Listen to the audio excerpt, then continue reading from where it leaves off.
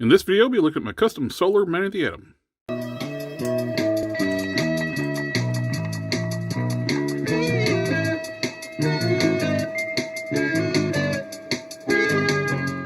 This is a custom I've wanted to make for a long time, and just kind of been on the back burner in the back of my mind just until I get just the right parts to make it. After getting some of these newer Marvel Legends figures, I came up with a pretty good recipe for it. Solar is like one of those characters I've always liked the character design. Really don't know a lot about the character. I just like the way he looks. So I took the opportunity to make a custom for my independent comic book shelf display, which I ended up going to have to make another one.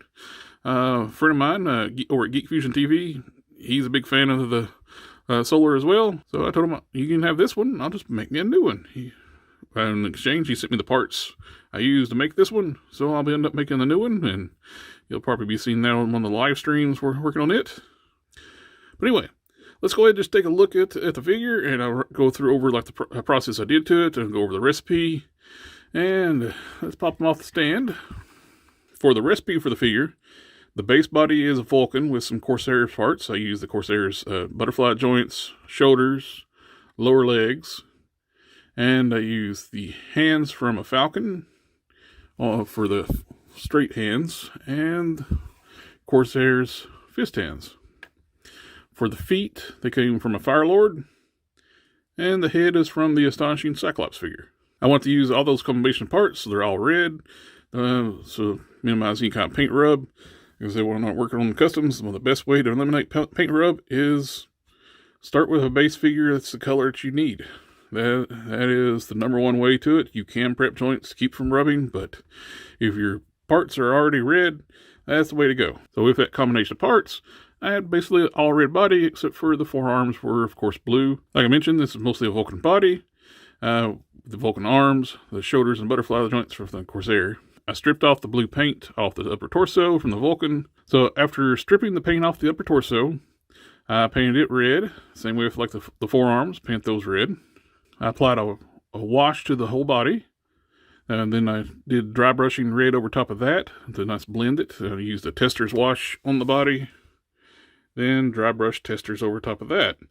And I still have a supply of testers, Model Masters acrylics, which I'm going to miss when I run out of. On the head, I base coated it in a Citadel's Evil Sun Scarlet. Then I went over it with Guards Red. Then did the wash and the dry brushing on that to get a uniform look for the color. And for the visor, I actually took the piece out. The insert on the Cyclops head is actually a separate piece, so I pulled it out, trimmed off the energy tendril piece off of it, sanded it down where I can inset it inside the visor. For the radioactive symbol, I made a custom water slide decal, and then I painted a gold oval onto the chest because you don't want to do like a full circle, because with the contour of the torso, you can't really paint a true circle because it'll lay funny that way. So I did a oval on the chest, applied the water decal, which looks really good. It's a nice, clean, crisp lines. I also did a shoulder mod, so the arms will go all the way back without any restrictions, which looks good for a pose, like you can do a flight pose with arms posed back. I don't know why they changed the design on Marvel Legends where they got restricted. They put butterfly joints on them, then they put a stem inside where it restricts the movement where you can't utilize the full butterfly joint. That's very weird. With having a fully red base body, so I don't have to worry about any paint rub, so when I articulate the figure, everything is fine, nothing rubs, everything's clean, smooth, don't have to worry about any kind of scrapes. I did clearance out the hips area a little bit, even though it's all red, but with the washes and the sealers I use, it was rubbing here on the upper hip, so I actually trimmed out around through here some with a sharp hobby knife. Now I don't have any paint rub whatsoever, no contact points. Nice, smooth, everything looks good.